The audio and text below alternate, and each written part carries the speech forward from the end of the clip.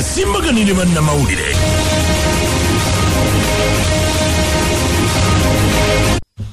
Gasimbaganire bannamawulire wano ku Radio Simba. Peter Kibazo mu studios ojikwanjulira. Osibyeyo otya ampuliriza. Atuuse ku mulimu webale. Agenda obugenzo okukola naawe tukwebaza okubeera ng'okola bwotyo. Eyasuzeeyo nga wakoze tukwebaza bulijjo nkikakatako nti abasula nga bakola bagattako emirimu kuba kitegeeza mwalidde, kitegeeza mwatambudde, mwayambadde, mwagasseeko abatunda emmere baafunye gye bakubisaamu okusoba mweno gye baatunze emisana, abatambuza abantu baayongeddeko, atunda amafuta yayongeddeko. Gasimbagane ne bannamawulire. Nina Siraje Rubama, nina Charles Romshana, Mwanga Kivumbi Muisekao wabweru, tujja kwegatibwako Haruna Kanabi. Simanyi nti Aisha nkube engeri gyetonya simanyi oba ebutambala navaayo nga wali kyali sibuuza abantu abatuwuliriza yena gye muli. Katonda w'amaanyi, Katonda wa kisa, musiimu olw'obulamu bwenyina, ate ne mbasaba yena gye muli tukole ekituufu. Mwanga alina okukere wamu ne wabanga abadde kumpi at least talina kutuukirako naawe washira alwewe dakiika 3 oba 10 mu parking ne akeeriwe naye waliwo werabidde okusiima abali mu buliri n'empewo eno n'enkuba ate mbamba siimako ki batizeeta akolera kisinga. Eri omukulu Yunus Kasirivu yangambye ayina ekitabo oba ebitabo bya Romshana neyanziza. Yunus Kasirivu Romshana waali neyanziza ye kanso amakanda yagakubabusi bwaba yoyo gwemmanyi ate tuweereza wano message Yunus Kasirivu aganti Robono lawyer okay ayina ebitabo byeyagulidde Romshana neyanza ne Romshana bwe mba mugulira ebitabo mugulire ne Galubindi talaba. No, I have. Siraje buuza abantu naye ayogera Galubindi gy'alina eringa ya president neiba balamusizza nnyo.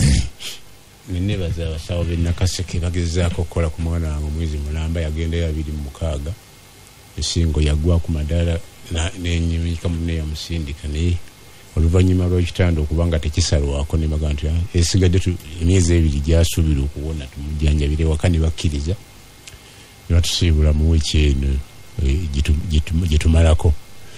Omulala Sumaiya bamukolako abamu bamukuba eddagala effu netulwana ekawempaawo netulwana nnyo kulinuunamu bweyavaayo n'afuna serious malaria ne typhoid naye ne bamujjanjabire. Ate eno muba egombe waliwo muwala wange omusawo ali yamutwala n'amujjege naye webale nnyo Nuulu Nakimuli n'omulala abasala abo abajjanjabye Sebaggala paka lwawonye. Katonda asaasira nnyo abafunye ebizibu nga Honaleboto yagenze mu panchi z'omusajja nolwetaba nnyo okwagala okulwana naye leero yakkiriza duno bamukubye agala baddemu second round nga naye bali namboole saasira owo yoza yamukubye no musaasira kuba yatuse ku kitanda sebo ku kitanda togenda yongo kukyala bukyazi naye bwe yamudendaga story ya doli yafunye kati nene naye agamba nti bwawona ayagala mu range gusose actually speaker ina challenge okulaba nga parliament y'abahonalebo evaamu entalo ng'ogyeko ono lwatagikwatako yayita sobola nga lususse naye waliwo lubakuba kana abirige kano mulamba nemukubiramu omwo oba yali atikuba ki so kirabika kifuuse kagendeere watabaawo kikolebwa naye ekirungi oto yawaabye ku poliisi ate yaawo ku parliament eyakubye yatugambye nti kasankukubire eno munda obeera nga ali ewaffe eri kasaawe abafunye immunity kyobola ngo nayagala namboole ebibazo we ebiseera bye namala Makerere University saalabayo muyiza alwana na munne eyo tuveyo no it's important because waliyo teeka erga wogolwanira ku university bakogoba and siri eteeka lye babuulira buli omu now it became a culture MP alwanira ku parliament bano badde bamugoba Siraje amawulire ng'ogyeko oto amakulu ennyo gabadde ga bibuuzo bya UCE ebyakomyewo. Waliwo abajaganya, waliwo bibaakutte nga 1200, waliwo abawala basinze mu Lungereza, abalenzi ne basinga mu sayansi n'okubala, naye nga okutwaliramu bayise bangi okusinga ku myaka egizeeko. Wabaddewo akagulumba mu byobufuzi mu ngeri ez'enjawulo, otandikira ku DP. Olukiiko baluyimiriza ba-MP bonna twalinnyana ku DP office n'abalala beekuŋŋaanyiza bonna n'abalinnya baforoezi baga tugenda kuwaabira mawu n'olukiiko tuluyimiriza olwa delegates conference eggulu alina kusooka kutuwa accountability tugirabe sente azijjawa ezimutwala n'okwebuuza mbu yeesimbawo okuba president nga tunaba kumulonda kuga nti gwe fulaga beera waffe ate nga tugenda kufuna candidate omu. Ebyo bibaddewo mu wiiki eyo. Mawu naye na acting secretary forever naye n'agamba nti nedda mulimba bintu birikiriya tujja kubibabuulira mujje enamboole tujja kulaba ebiddako. NRM ng'ovuddeko okuba nti yava mu amendment ez'amateeka agamu naddala okusimba layini abantu kuba kyesunga naddala ba incumbent, naye ng'abalala baga nti kujja kuleeta emitawaana minene. Kwavuddeyo memba omu former MP Makindi East John Simbwa naga ngenda kusaba baluwa okuva kutandika ku Monday tandika okwebuuza ku bantu njagala bwa national chairman NRM. Simba inakyabala inakyabala of course. Bw'ojjukira ebyafaayo 2015 yali nanite bakola endagaano etali mpandiike tibalina okuleeta proposal ya solo candidate. Anite agireete, Simbwa agisekendingi. Omu yasasulwa, Anite Simbwa teyasasula. Kati bw'aba alina kyanoonya asoose kutunula ku ground Makindi East kuba yayongeddeko na kano nti njagala kujja kuba chairman. Abavubuka n'abasajja abakulu ba chairman ba Makindi East bangi bagenze mu wa Bobby Wine kujja kutangira ekyo, naye tujja kulaba bikoma kuba waliwo olugamba nti bagenda kukola amendment chairman abeere separate okuva kufaaga Beala nga ekifo kibadde reserved for Mbabazi ekitalina bakukakasibwa, naye Simbwa naye agamba awo njagala okuyitira. Bw'ova ku ebyo waliyo Ibanda okukuza emyaka 34 abantu bajjuza hoteli ne zibula naye nga basinga basombwa taxis eza parliament. Buno bukamunyo bwakola ku parliamentary gundi speakers conference bwe bwatwala abantu abasinga hoteli ne ziggwayo, naye abataka abamu balabwako ku ntimbe za TV nga nti waliwo yatubuulira erinnya linali nawulirako nga ndyerabidde teryo ly'ekisiraamu nze nalituma Museveni Sali Musale nze namutuuma shefu ali nze namutuuma naye kati bajja Kasimu bazeno kunkudaalira tebanzijukira baali abasajja bakulu nga 5 nga balabika si basanyufu naye emikolo gy'amala ne gigenda mu maaso. Ekyo ng'okigyeko akakiiko ka Kosase kakyagenda mu maaso naye waliwo abagamba nti ekizimbe kya katikati kyekimu ku byagenze ate yakirute ejjeno ate akirimu ye munyagwa situmanyi lwabadde onoga nti bamukutteko mu hoteli ya Mugabe Masaka ebyo bijja kujja mu gundi yonna. Corona virus yatuuse ku muliraano Kenya. Abayizi 2 babafunye ne babateeka mu isolated place. Mu Uganda bakyawoninga abantu baleme genda n'abava Kenya balina abanya abava China balina babakuumira mu isolated places omuli kimu kibatadde eri waffe Buziga ekiruddu nowane Kawempe waliwo n'ekirala kye nawulidde mu Nakawasi namanya watuufu bagenda nekibanga ekyo kyabadde awo, naye agongo gajjeeko amawulire. Waliwo agebweru olunaku lw'eggulo Bungereza luyavudde mu bufumbo bwa EU ng'ekkiriziganyizaayo n'ekintu ekikulu kimu naye nga baanobye mu butongole. Trump ekiro nasuze ku TV nga ndaba kaluluka kugaana bakukkiriza ba witness bagenze okumaliriza nga abagaana ba witness bali 5 abakkiriza bali 49 aba DP ne baganda guno tewaliwo fairness wano tetusuubirayo kiramu. Of course aba Democrat be balina majority simanyi the Republicans the Republican be balina majority tusuubira ekyo Kenya eggulo baako wiki eno bakutte omusajja nga atunda chapati mu kibuga Nairobi nga zirimu enjaga nemutwala eryo Siraje nalyo lirese libadde kulu bamukutte ne bamugamba lwakinaga nti tuteeka okwemanyiiza enjaga entulabe kyekola twagala mbadde njagala kugezesa kubanga Africa yagala kugigula yadde tenatongozebwa wane waffe ne mu East Africa kyebakoze kwe kunoonya gyeva n'abatwalayo ne batanizi nga 5 ez'enjaga ne bazookya nga abapoliisi beesabisa obuntu obuziyiza omukka ogwo okubayingiramu naye ate abantu ba bulijjo tebabalabudde abasajja obwedda bagweri ne babatwala mu bitanda abakazi nga balabika abakazi balina resistance nene wedda boogera bitakwatagana naye nga ekyenjaga kikyagenda mu maaso ne mu Uganda tulina challenge eyo ebyo n'ebirala bingi byebimu ku bibadde mu wiiki gasimbagana ne bannamawulire mu bugenderevu Siraje abuuse story president wa Rwanda yazeemu n'atuweereza message ensalo si za kuggulwa naye ndowooza ekyo si kyo ekyabadde kisinga naye kiri ekirala tukyalina abasibe bangi betukwata mu ngeri y'ekyeyonoone kulu kibazo Aisha atuuse Sigo yanjula program yaze ne for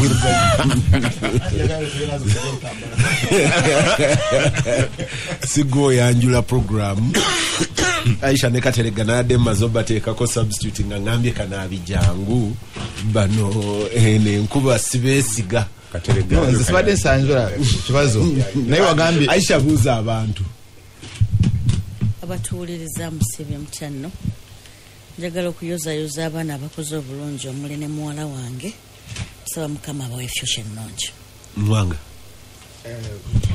nsi mutyanno banyawo ne basiba ampuliriza enzikiriza nsaasire banywanyi bange kwano gyange enfanfe omuli mwanyinaze anzidaabiriza ku byentambula kiwa bafiiridde mama waabwe ebutaaka twamuzisa olunaku lw'eggulo olule ne banno kitalo nnyo mukama yatuwa obulamu ate yajjako n'abalala bafunye ebizibu bwe bityo twekwasa mukama ampuliriza ndowooza nga tuvudde eyo nkomawo program proper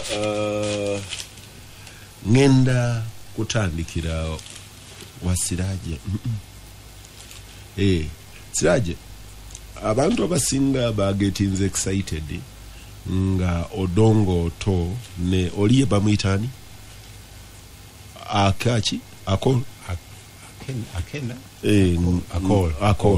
bakubagana but for me story yabadde teri awo story yabadde nene okusinga kumi odongo to kyavunaana akol kukwata ttaka n'alitunda eryali ery'abantu ba bulijjo mukwano gwange Robert Kalundi Serumaga aina blog ye bagiyita Native Land Grab bogenda ogoberera Serumaga ebimu ku bizibu ebisingewo obunene wano bye tudiiringa nabyo bya ttaka nina munywanyi wange twali tukola naye wano ku Simba olutalo lwa Koni bwe lumala okuggwa olwaleero David aina yiika ezikunuukiriza mu bisatu mu region ya Acholi ettaka lya Acholi yali communal land nga lyabika by'abantu wamu kati ono yakunyuulako yiika bisatu nakyalira Professor Morris Ogengalatigo ku ssamba emu gy'ayina ng'ayina square miles 3 nga zize nga Morris Ogengalatigo ng'alimyeko bagiyita ki sunflower bamuyita ki entungu ng'alimye sunflower a clearinze square miles 3 Morris Ogengalatigo neighbor we mukodomi w'omu ku ba generals wano mukodomi w'omu ku ba generals wano yayina square miles 4 nga tamanyi kyazikolamu nga aina square miles nya naye nga tamanyi kyakuzikolamu n'oyo omusajja ayingiddeyo atambuddeyo. Norbert Mao, president wa Democratic Party, y'omu ku ba landlords abagundidde 1900 wa Northern Uganda yatuuka oluvannyuma lwa lutalo lwa Kony. Nalina omusajja omu ng'olutalo olwo terunaggwa murenda w'okugabana ettaka land sharing ya nalina omusajja omu ng'olutalo olwo terunaggwa yatusinkana n'abantu ab'enjawulo, musajja muzungu, nga tudiscussinga aga nti this is the best opportunity for Uganda, ti abantu bano babakuŋŋaanyiza mu camps, so nzijukira na sharinga ne kanaabi ono, babakuŋŋaanyiza mu camps, nti camps ezo zifuuke ebibuga, bagizimbe ebibuga, bazimbe mu flats, babawa amazzi, babawa amasomero, babawa eki, byonna bakuŋŋaanire wamu mbawe services, opening up the land to agriculture. Sensibly done, it's a superb idea. Aba implementing abachikola naye tebakikola mu concept yoli, bakikola buli omu kunyaga. Kati Odongo Oto byadiringa nabyo, mukwano gwange Reagan Okumu is one of the owners of tracts of land. Twagende wa Reagan nga naye tamanyi ttaka lye welikoma, aswa tamanyi welikoma naye nga alina ligenda ne ligenda. Todong Richard ayina ettaka yaguzaako bajje n'abalunda ente ne basitula ente nga bazivuga ku loole okumala wiiki namba nga tata bazita tata oba fuso zijjudde ente zizivuga okuva mu kitundu ekimu ekya Uganda zizireeta. That is what we are dealing with ku Odongo Oto n'Akol mu lutalo. Charles, njagala we address ourselves to this beyond engumi. One, how do you deal with this as a community? Kubanga ettaka eryo ndooza ne Western Uganda bwe lyagenda simanyi, nabaddeko ne Gombe eyo nga mpise ne wammwe Muwanga, nasanze ensozi Gombe ezinyirira nga waggulu balwambaza emiti ne gifaanana ka green crop akalabika obulungi ennyo. Naye nga mbuuza abantu nti why baveeyo Kampala?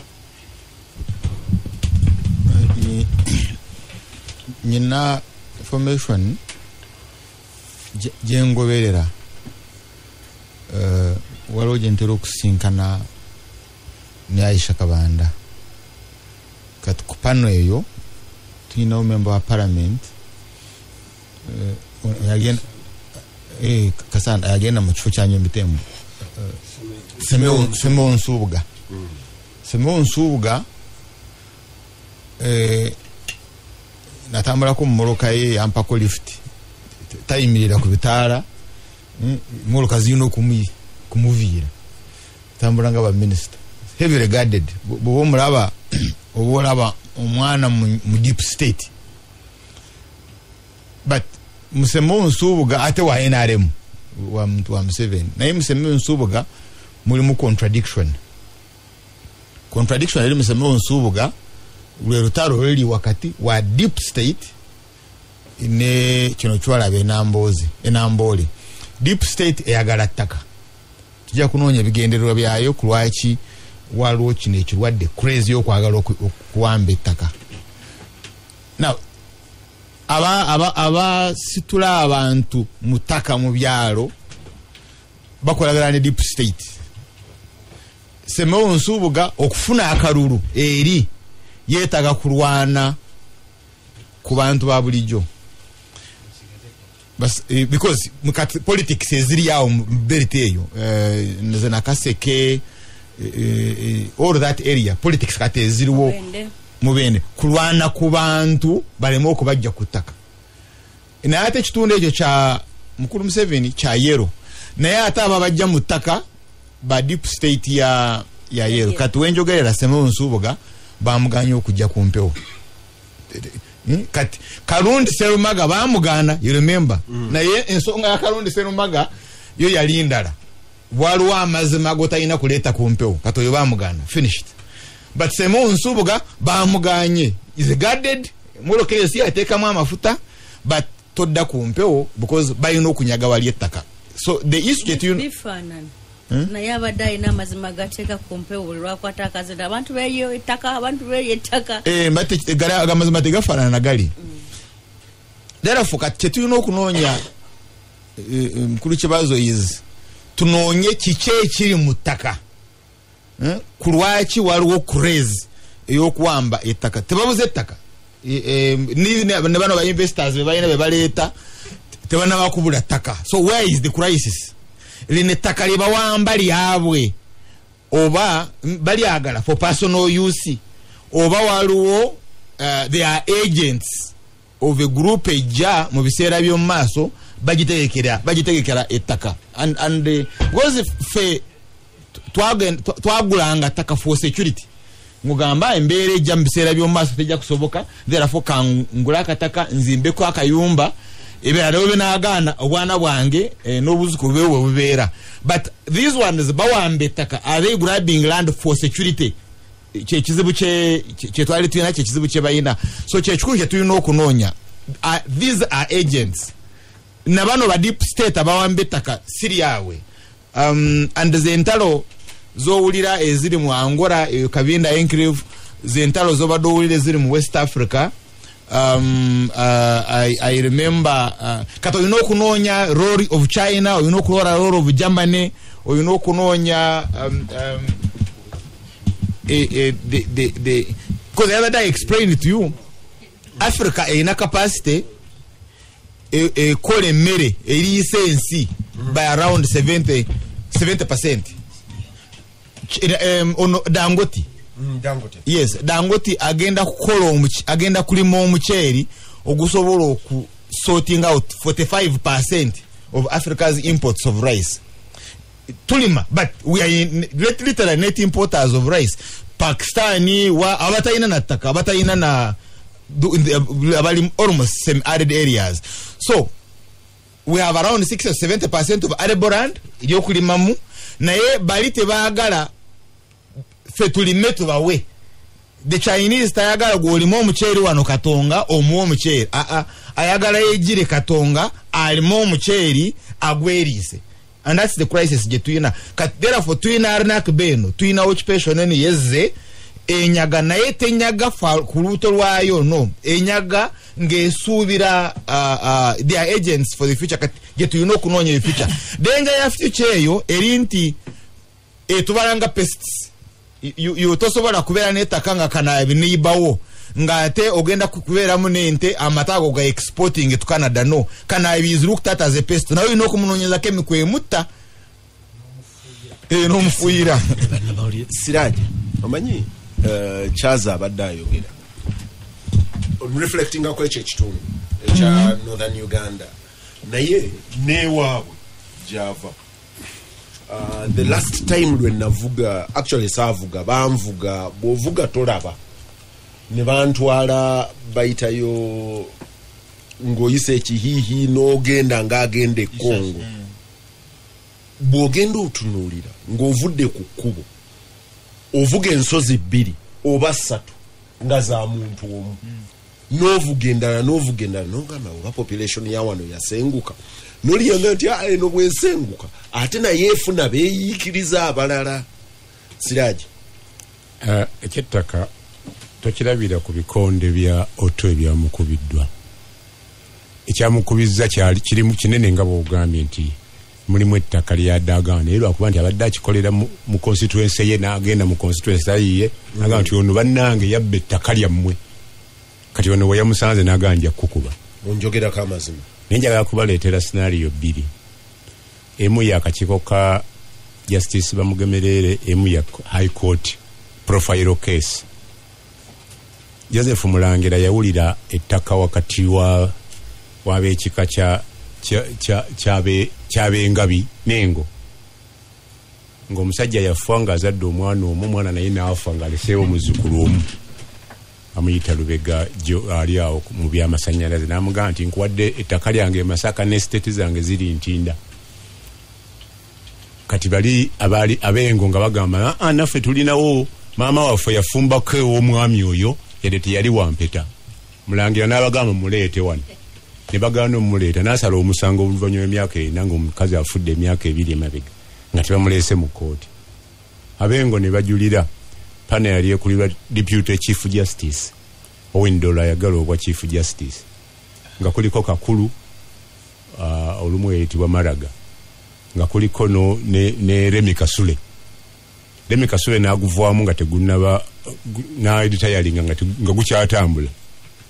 Ne bagamba nti tugusaze tufunye amazima ti omukazi oyo yafumbako yadde yafa teyajja mu kooti yafumbako ew'omusajja ono omuzukulu si yateekwa okuba next of kin.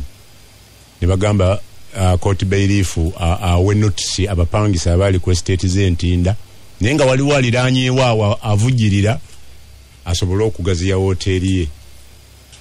Notice omusajja teyagibawa olwafuna judgment. Court bailiff n'agenda alaba DPC mu 30 minutes baali bamaze okukola eviction ey'abapangisa abatali mu pate mu musanga batafunye notice. Omusajja n'agamba nti akati mugola mutya nga nakoze appeal nga bakampa nateekayo notice of appeal nga ninze judgment ng'emu ku nsonga nti mu judgment yammwe bateekamu omuyindi atali mu pate mu musango naga nti ono naye yali respondent mu musango guno n'olwekyo bano bakoze eki baluzinze ne Lubega ow'Empindi. Kakati Lwakafuzi n'abagamba eno ono mu musanguleko naye nga judgment baagigabye dda mumugyeko ono teyaliiko ne bayita judgment zibagabye zonna ne bagamba zikomyewo tukole mistake tugijjemu. Lubega n'agaana ate eno ye ground kwenkweno koera api ono mwamugyewa mmwe abasatu abagamba nti n'ekirala Kasule tabangako taguwiranga gumalayo register yamusayiningidde atya nga teyawulira musango. Ne bakola ki ne bayita apiiru Lubega n'agaana bawa kooti yawe register n'aga ati kati tewali judgment mulinde judgment endala olunaku bweruti nga ssaawa 3 n'ekitundu. Omusajja yatuuka ne balooya be ku 2 ekitundu aga nti judgment ewedde linda tugenda gikuwa yewe nga bagimaze agenda okuwulira nga abasajja eri ne DPC ebintu abijjeeko enkuba ebikuba etonya nga bw'etonya kaakati n'agenda mu Supreme Court ne babagamba nti abange mulikolinge muzeeyo status quo kuba ono yateeka dda apiiru eno. Ne bagamba DPC azeemu akoze eki azeemu abakadde. DPC yatwala wiiki 3 nga tannabazzamu naye wali yatwala ddakiika okubajjamu.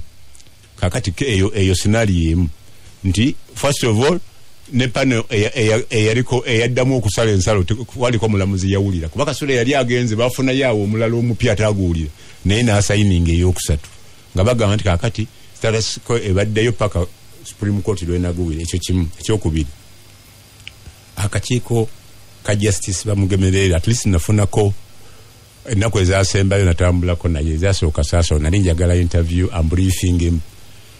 Kyakubuulira ekiri positive kyoyinza okutwala mu mazima nkigamba nti yasavinga 14 billion shillings 1.4 trillion ng'ezimu kuzo ye controversial esimba down ebadde gugula n'akadaaga ne banne be bagobye ng'agamba nti ezo baali bakoze olukwe okuzikola ki naye nga bakubuulira bantu banene muki mu government akubuulira land grabbing esinze kuva kugenda mu Buganda neyo mwakyoli bavuga kati ebiki ebikonde.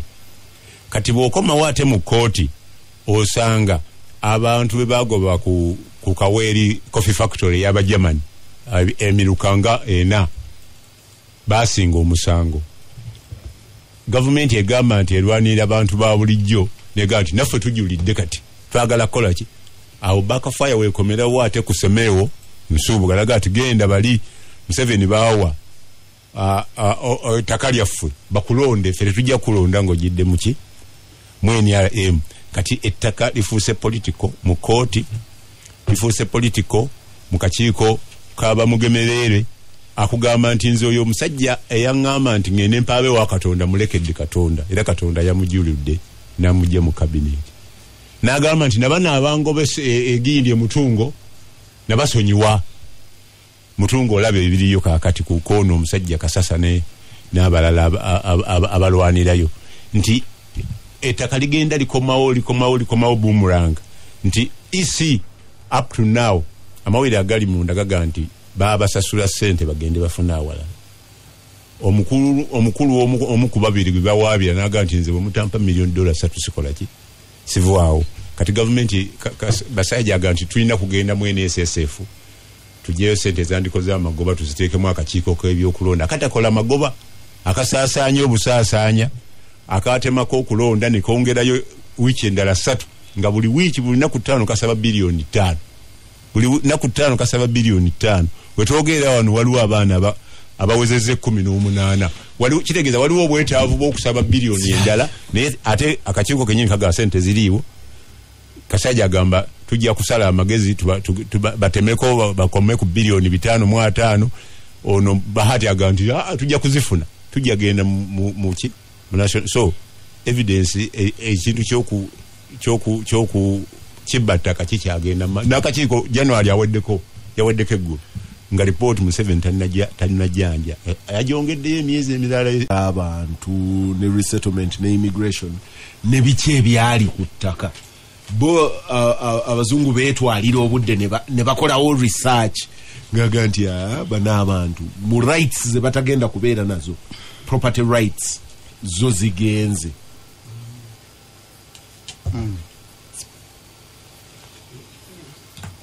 neyanza nnyo omukulu kibazo nti kinkoze bulungi nti ensonga gyoyogerako ndowooza guno omwezi gwa 3 nga ngenda ngitunuulira mu bujjuvu bwayo ekisookera ddala kye tulina okumanya ensonga z'ettaka teziri wano wokka Uganda tuzitunuulire nkye tuyita global context ate tuddeyo ndowooza tunoonye ne ebyafaayo kyo kye tuyita historical kuba nali nkugamba wano ng'oga nti jjajjaawo yafuna ettaka naye nkugamba nti oba oliawo be baali basali musalaba ebiseera ebyo naye n'owakana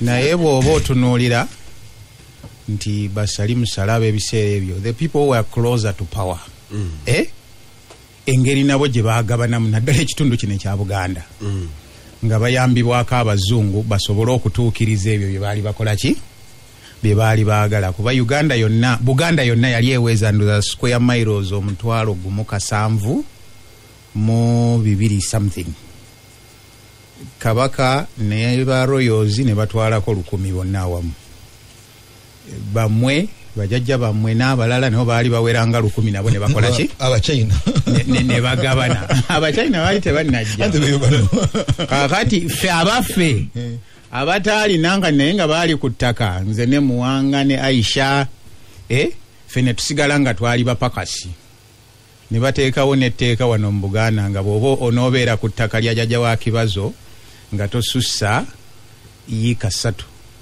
naye nga yiika ezo 3 kye bazikuweera ng'olina okulimako pamba kuba omuzungu yali ayagala abalimi ba pamba bwe wasussangamu ng'ogwo gwa naggomola entusigazaawo ne gye bayita bakiyita kibanja crown land kyekyo kyennyini naye ng'abantu baaliko wafuuka musenze ku ttaka eryali eki okubanja eryali eriryo kibanja means nti bakubanja perpetually bakubanja oyina gw'olina okusasula kiba mu kigambo ky'Olukiga okubanja era bw'osoma ebyafaayo mukulu kibazo ojja kusanga emisango mingi egyaliwo mu biseera ebyo era mbadde mpuliriza wano muganda nge Siraaje ng'ayogera nti ezo ekkooti tezitandise kati ezakyangakyanganga naye weeyongerayo akatundu bwe kati n'ebbanga lyo lyali lyaggwako tambula okole ki ogende naye njagala tutunuulire ku modern challenges tugende ku global context abantu bano bonna be tulina wano e Uganda Kibazo n'abasinze okuleeta obuzibu si ye bantu ba wansi beba mwe bayino moa ino nosoma policies nozimanya ne mutandika okubeera ba speculators nomanya nti abachina abadachi abagundi banoonya wawe banaalima emmere n'abawarabu actually office kakati information omanya office weri ku Serena kakati bwe mumala okufuna information eyo ate kibazo anywerayo coffee ne mutandika okukola ki okwetegeka noga nti otyo olowooza bandyagadde nga wa amulwono olowooza ali atya oyo bamugabana ne bammalawo ekiwulira ne mulyoga bali mu customary ownership yeeruwa eyo ani ayina ekyapa n'ogenda mu Uganda Land Commission n'ozingako bagenda okuyaga nti omusajja ayina liizi ya myaka 99 nina political general mu quotes mu NRM mu twatula naye ne Ibrahim Mujuwano twali tutandise okwakizinga babetaka ejindi bwe twajjako emizindalo nitukuba ebirawo nati mwe mbadde simanyi nti muli uninformed timumanyi yabba jindi gundi ye yatwala ejindi gundi ye yatutte ejindi kati ng'ayagala bwe tuddayo ku muzindalo tuongereko nga naye ali agree nti olwaleero tukoze bubi mugundi tekamu amanya nejindi tekawo amanya nvaako nti olwaleero mukulu kibazo mu Uganda oyina abantu abayina ebyapa ku ttaka naye nga bw'omubuuza nti mulirwanaawe yaani mu kitundu nga n'abantu tabamanyi naye nga bakozeseza zi drone simanyi okugenda kwezo cadastral maps naki ne basala ki ebyapa ekyo kiri wonna mu ggwanga lino naye nga kireeteddwa abantu abali mu office abandi badde ba planningira eggwanga lino nti abava ebweru bwe baba bajja tugenda kufuna mututya ekyo n'okiza ku bbali ne tubeera ne resources nti mukulu kibazo mwe musooka okumanya pipeline wa y'amafuta weeneekola ki weeneeyita wa wali golodi gosobola okugenda Entebbe mu geological survey and simanyi biki n'ofuna information eyo kati noga ntukoze tutya nogenda mu land board naye yasoma ne room chana simanyi oba basoma naye njakwogerako erinnya limuli yokka Bruce ye abadadiringa ne UNRA nga anoonya ekintu kimu oluguudo luyitawa amayinja gali luddawa n'amanya nti wano waliwo olwazi olunene lulijindi nti funding yabbanga kinti bamuwanga baluyisiza myaka 5 egiddako bagenda kuzimba nga wasasula sekyo kyokka mukulu kibazo era yanvuma kankubulireyo n'ekirala gula jinja bw'asanga nga gwe yakonvinsinze n'omuwa nze nga nkyaganye nga ndi wakati wo ne Aisha ng'agula mmwe noono nga munteekako olutalo nga tutandika okulwanagana olima osembera wange Aisha alima asemberawa bwamala najjanga abita naga nti lwaki naye kinaga ntuwandika tunze waliwo kwa information weyagala kumanya awali land grabbing kati wakati wali Antonde ne Behalwe ekiri awo na kati ate birimu emiteeko ebiri mbadde nkyakutunuulira ekyokubiri simu y'entungo yes ebyo byonna bimu ku byo kuba n'esso yajja n'ebirala naye si bibyo kyenjagala Munnayuganda ategeere nti ettaka balitwala tebalitwala ku lulwe balitwala ku lw'abantu abajja okulima ku by'obusuubuzi bwabwe naye kino tekiri Uganda yokka Brazil balwanagana nakyo Argentina nabo balina obuzibu obwo n'awalala kubanga waliwo abantu abalina sente sekyo kyokka mulimu nammwe be-economist mukulu kibazo abakugamba nti ettaka terikyali lyakwebakako bwebasi land is a commodity willing buyer willing seller bwe babanga gwe wetokola ki bano abantu abaliko bo bagenda dikola ki n'amawanga agabadde galina endowooza mbu simanyi land to the tillers message eno ono agambye mwembewunya you guys are making common theft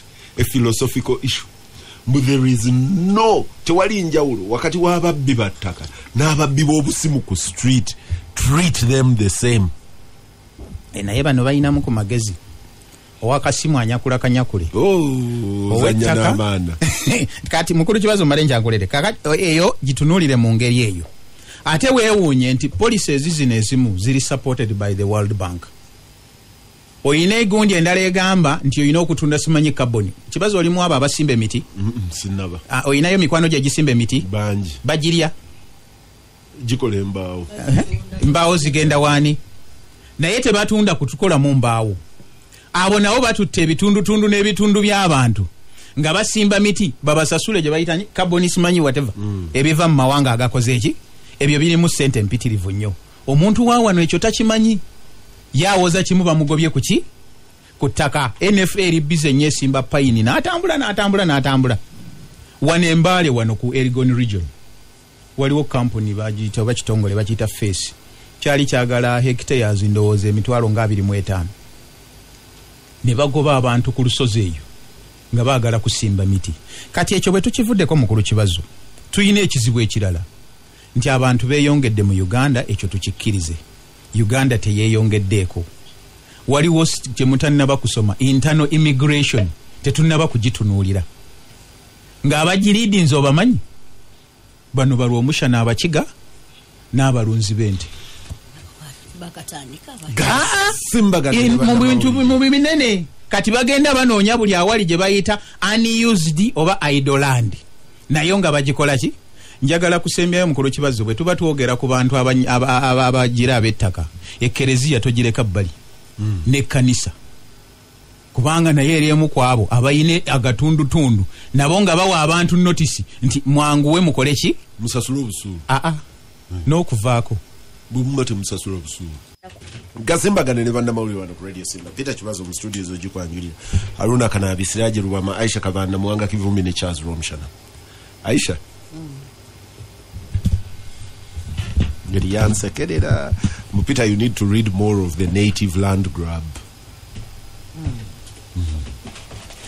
Peter,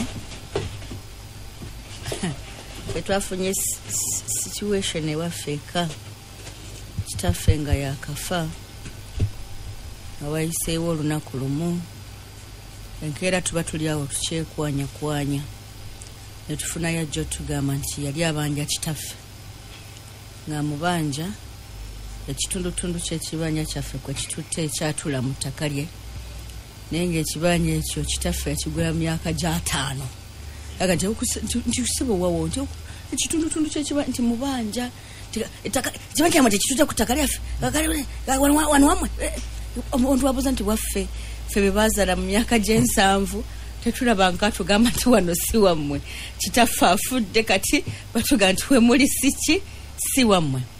Peter, obuzibu buli ludda wakati basanze abaana abasobola okutegeera ensonga zino singa basanze abaana batasobola okutegeera nsonga singa kati obunkenke buyitirivu buli awo kubanga bazza okubagamba nti enju yammwe kwetudde baba banja era muli mu ttaka lya muntu ffe twamukayinza nti ttaka lyo ttaka lya liryo tetuli kukayanya liryo era ffe tetulyagala ffe wano we tuli ku kibanja beera n'ettaka lyo naffe tubeere n'ekibanja kyaffe naye ssebo oli ajja nga mukambwe nnyonyonyo atubanja kubanga ettaka lyaffe likitundutundu ky'ekibanja kyaffe kitute ku ttaka lye era abanja kitaffe kati effe abakulidde wano okuva gye batuzadde so abantu baffe bangi bali mu buzibu bwe buto. Peter, ensonga nze ndaba 3. Esooka abakulembeze betulina bagaanidde ddala okukola obukulembeze simanyi oba kyenjagala okwogera kyekyo refusal to provide leadership. Ne tubeeraawo nga twekwesekwese mu byabufuzi ebbanga lyonna ne ku nsonga enkulu eziyamba abantu. Kati ekintu kyogerako ekya camps nze nzikanya nayo omuntu ereegera naawe nti okubanga abantu bali concentrated in one area singa twali n'abakulembeze abafa ku nsi eno wajeeraga weeri leero nawa weeraga twandibale tufunye opportunity providing ekolawo settlement areas mu mambo kati nze tutandikiraawo we have what we call settlement areas tulina n'awakolerwa emirimu naye abakulembeze betulina bakola kivandulo bo bennyini bafuuka nsege eziraba wali omukisa gwonna ensega ensega ezira wali omukisa gwonna walaba akanyama konna adduka misinde kulaba akanyakulawo atya nga tafuddeyo ku bantu n'eggwanga wajje lyagala okukola ki okugenda gira nigenze maaso. zino ensonga zetekwasa omanyi Aisha obadde oyogera wawo abadde apostinga wano ng'agamba nti wawo distinction wakati wa the philosophical grab ng'eye China ng'eye Tanzania. The government ye Tanzania yagamba ettaka lya state era ligenda kukozesebwa bwediti ne bwediti ne bwediti tineri neryaffe eryokunyakula obufi naga nti gwembuulira nti wayise mu kitundu gundi nga waliwo organized setup ekola bweti nti baalinyaga government yalinyaga egenda dikozesa bweti ku lw'obulungi bw'abantu okukola mu leba nti wakiri mupakasaayo bupakasa. Peter, ekyo kyenkugambye kyokugana okuteekawo obukulembeze. Kakati tunulira Buganda eri highly fragmented. Tuyina bugujuguju obw'ettaka. Owekitiibwa Muwanga yaleeta tractor eyamba abantu b'Ebutambala. Ojja kwesanga ng'Ebutambala yinza obutayambayo nnyo n'edduka n'egenda ekola eggomba awakyali chunks of land.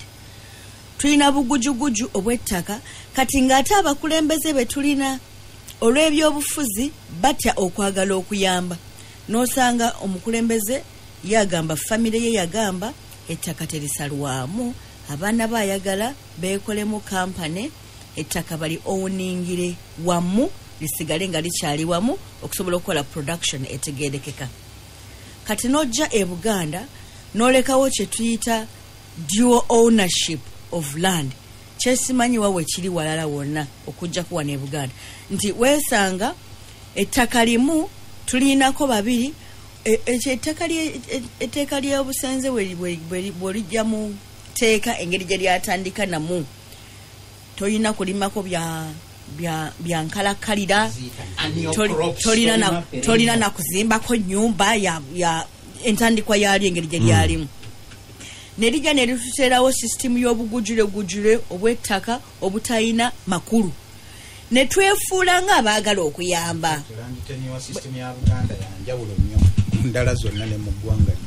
Bwe twefuula ng'abaagala okuyamba ntuga nti waliwo ekizibu eky'ettaka tuteekewo ensabo okusolovinga ekizibu ky'ettaka eyo. So many years kati eziyiseewo nga baagala nti bagenda kuteekawo ensawo egenda okusolovinga ekizibu ky'ettaka naye obulyazaamaanya bw'ensi eno baateeka kyovula batukola amateeka nga gatunula gayina ge baagala okuyamba ne bateekawo ensawo nejja papasiringa yagala kuyamba abantu beebuyaga ne bugangayizi mb'olw'okuba nga kirowoozeka nti Abaganda baava wano ne bagenda babagabira ebuyaga ne bugangayizi kati Abanyoro tebalina we batuula ettaka lyayo mu byapa lya Baganda naye ate Abanyoro baayo mbera babayita absent landlords Abanyoro baayo tebalina ttaka nti abo beegule. Okay, kyajja kuyamba Bunyoro na Bunyoro yokka ate wano e Buganda abanaku bangi bandyagadde okuba nti nno ekyo bakireetera abaali balina ebyapa tebaali Baganda abaali balina ebyapa ate baali balala bali bakiga. It's different. Cut it, the landlord goita absent landlord mutaito that title yali emazo kuba mu manyagoli manyaga kanabi ingi de manyaga Mugabe. Yeah, so the compensation was for Mugabe. Aisha can send me a message ono bamwita Edgar Namanya agamba nti you people are making the Northern Uganda case a Uganda case. Northern Uganda is unique. There's been a deliberate disenfranchisation of a region and a stripping of a people. The so-called Northern Ugandans that acquire land acquire it on behalf of others. In Bunyoro, the Bachiga were resettled. It was specifically a tribal mission to resettle the Bafuruchi who were Bachiga, not the Banyoro. You tell me where else it's been tailored to serve a tribe. The Acholi and the Rangi, who are unaware at the moment, have been stripped of chunks of land and given to cattle keepers. It is happening in Teso as well. You need to wake up and look at it as a mission against a people. Cattle keepers bayogera kabambagula. Peter, nzikanya n'omukulu oyo. Kyenvudde nkugamba nti waliwo nkwadde nti n'ensonga 3 zentunira ku ttaka. okugaanira ddala kw'abakulembeze obafuzi okugaana kw'abafuzi okuteekawo obukulembeze eri abantu naye ate n'ensonga endala oba mu lugube oba mu lulu oguli mu bantu oli yatuuka n'ogamba n'agenda mu kooti y'ensi yonna naga nti okunyaga kwa bulijjo mu ntalo kyabantu bagenda mu ntalo banyaga ebimu ku banyaga Peter Taka bona ogenda mu tutunulira mambuka but this is the same thing that happened mu Luwero Triangle abalwanirayo begabira we begabira kati tuyinza okulaba nga setting yayo yakyuka kiwanvu abalwanidde mu mambuka bwe balaba nga abantu ba withdrawings toyinza nti bo tebakitunulira nti nabubbi bakitunulira nti banyaga ne babalaba era oyo gobadde yogerako Todong abantu b'emambuka babagatta wamu ne ndoza batata we omuto manyi mu Luzungu when they say uncle sometimes you can't know which uncle tata we muto yali RDC bwe bakwatagana mu kiseera ekyo nga beerimbise wansi wa chiefdom tibo obwakabaka bwabwe obw'ekika kyabwe kyalina ettaka lyabwe lye baali balina okutwala kakati bombo ekika kyabwe kyagabira abalaala abaalina ente abaasenguka gye bakola ki gye baasenguka so obulyake bw'abakulembeze abandi badde bawa obukulembeze nga bagamba nti okulwana mukisa gwa kunyaga so si kutunulira Uganda wa weeyagala okulaga kireetera abantu baffe okubeera emmomboze forever mu mambuka kituufu Acholi pati nene ya Acholi otekako n'abalulu by the way butwogera ku Acholi twerabira there also are lulz bebajja mu bitundu byabwe ebiri park closer to the river Nile. Aisha wawo Sebana Kitta aganti Aisha and Mwanga help me understand how come in the land grab in northern Uganda there is a convergence of all political groups. When Chibazo was listing, I had FDC, DP, NRM converged into one group. Explain this convergence. Omululu wano nawandise and selfishness simanyo bache kitegeeza okweyagaliza okwa Ssekinomo Lusi kusala n'ensalo z'eddiini ne kusala n'ensalo z'amawanga abatu babasinga obungi they collaborate bakwatagana ba parties ez'enjawulo nga digging deep into the core state what he calls the deep state kubanga eyo mu mambuka abegabidde ettaka ly'abantu tebalina nawane Buganda tebalina we bakikoze nga tebayise mu deep state. You know what happens here in Buganda genda wane Zimbabwe what happened omu ku bantu abanene wano bayita aba councillors nettaka libadde mu mikono ja local councils simanyi district land boards zigabye abanene bana bali mu deep state bayita ba councillors abo wakati mu bwavu bulumya abantu ekiyitirivu allowance bwagenda atula omutwalo gumu n'ekitundu anda no circumstances ebiri kitundu ne babasindika allowance ka mutwalo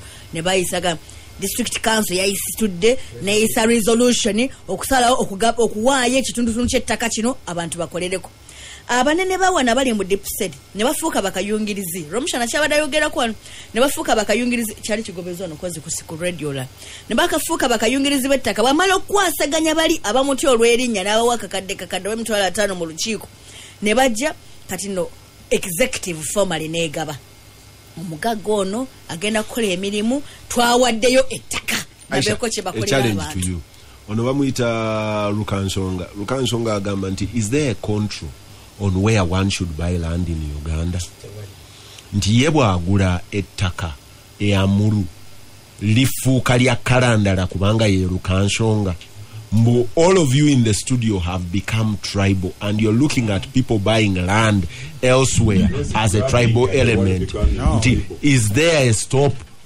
kati abadde abuuza nti if an Obwalet buys land in Lyantonde, is it a problem?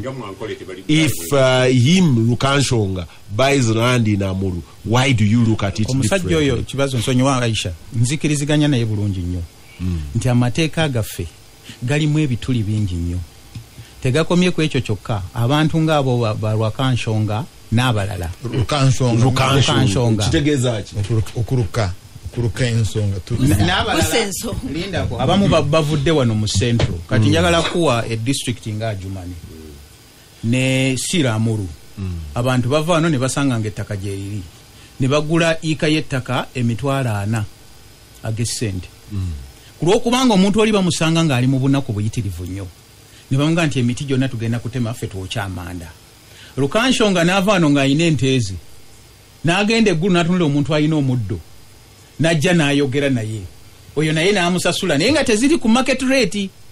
Naye olw'okuba nti abamu twagala okukifuula tribal nzikiriziganya naye bwe tugenda okudiscussinga ensonga eyo tetugikola ki tetugyogerako. Corruption naye n'agattako nti omusajja wa district land board Amuru Lukanshonga bw'ajja n'amukwanga miliyoni 5 ne baformalizinga mu kiwandiko. Kiriza nziremu Lukanshonga simanyi busobozi bwo bujja kujja wano ogende China ogule ettaka lyayo.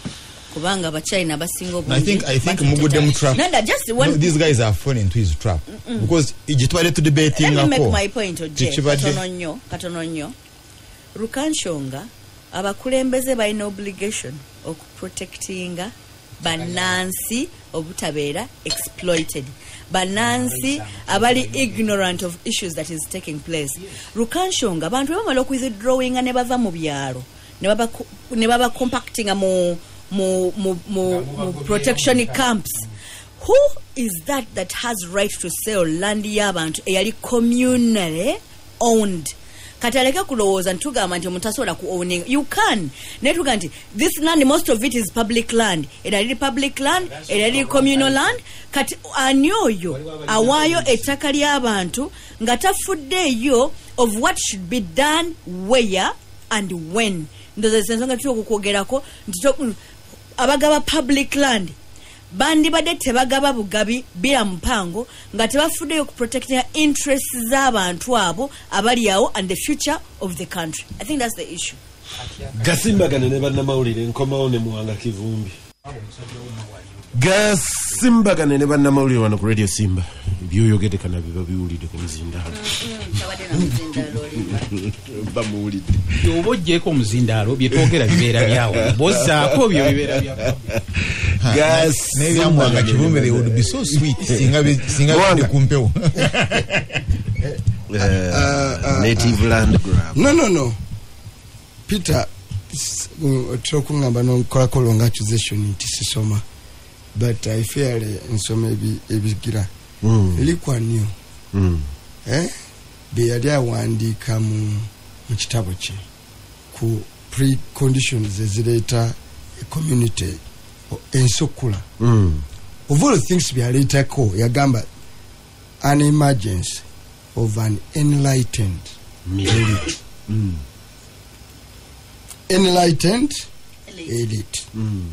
That elite tebeera so it's not mere elite. Not mere elite bano bamusiba tayi. Enlightened. Naye eteko okubanga eri enlightened. Dozo batuki abayivu abali mu akaniguusa.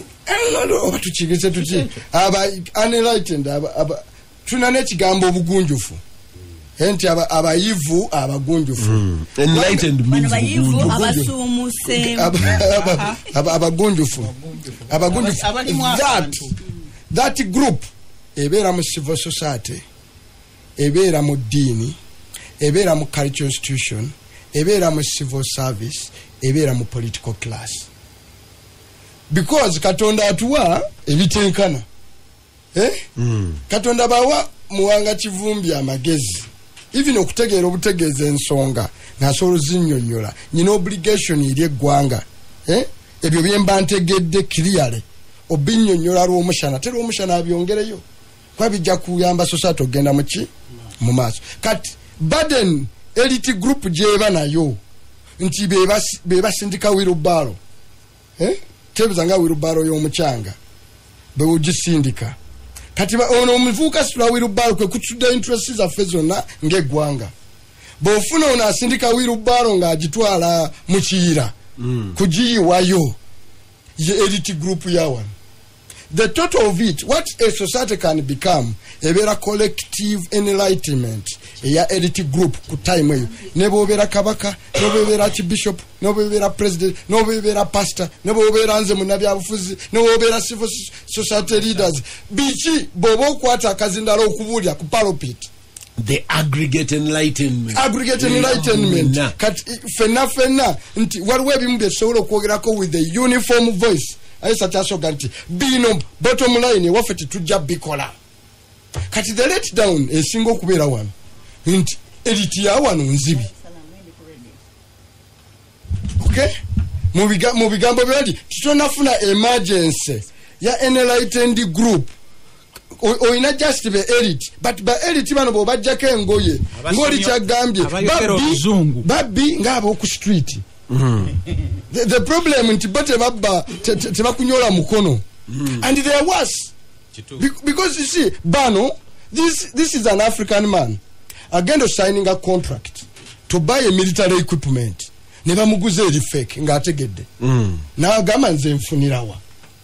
This is the man agenda nagula drugs kati nakuzo tuna drugs ezitatachi nkwa nga mulalo ne bajjajjabe balalo but they are very funny people nga ne baneibabe ne bagandabe bonna balunzi this man nagenda agule dagala lyenkwa solo za jjajjawe ngeno kude nenga yakubuza nti nze nazimba ekidibe wange wabadde olukiiko lome nga Numukuru Museveni yagenzeeyo between France na Africa n'abalala kulwanyisa eddagala effu. Omungu we bayise mukulu wa Mukuru Museveni ali akakiiko kali naye ono gwe bayise agenda we speech naga ya tulina okulwanyisa eddagala effu. Nze namusaba azeeyo ku mulimo atuyamba okulwanyisa eddagala effu n'alemwa kati eri ye pastor abuulira enjiri ku ddagala effu. Nze bwe nali RCC nagezaako okugamba nti katugende mu container village tuwambe eddagala tulowooza nti eddagala linafunga tukoze technical team nga madamu awo genda mpola mpola otojja kusobola line gy'okoze eki